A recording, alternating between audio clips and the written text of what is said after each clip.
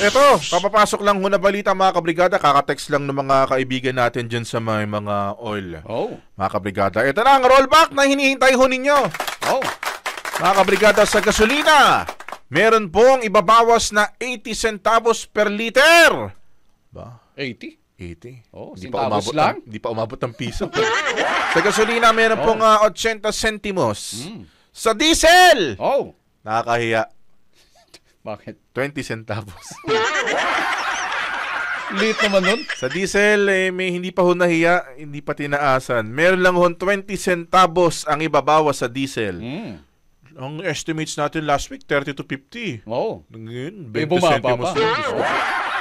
Sa kerosene, meron pong 50 centavos per liter na ibabawas mga kabrigada. So, tumama yung estimates natin sa kerosene at sa gasolina. Sa diesel, medyo mas mababa pa doon sa estimates natin last week. Naman, 20 centavos. 20 centavos. Tapos yung increase last week, di ba? 280. Di ba? Ang lalaki. Tapos ngayon, ay, Diyos ko po. Parang walang epekto eh. Parang wala lang eh. Ilang litro bago ka pa makabuo ng piso. Ay nako, ulitin ko lang ho mga kabrigada, 80 centimos ang bawas sa kada litro ho ng gasolina. Meron naman pong 20 centavos sa kada litro ng diesel, samantalang 50 centavos sa kada litro ng kerosene. Pero pa?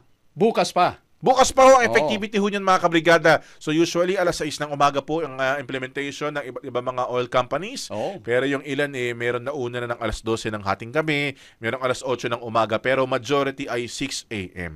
So sa mga bukas na ho kayo magpakarga kapag na-rollback na ho. Pero sa mga may diesel pa, sa mga jeep, sa mga ilang SUV, parang ganun din. 20 centimos lang naman.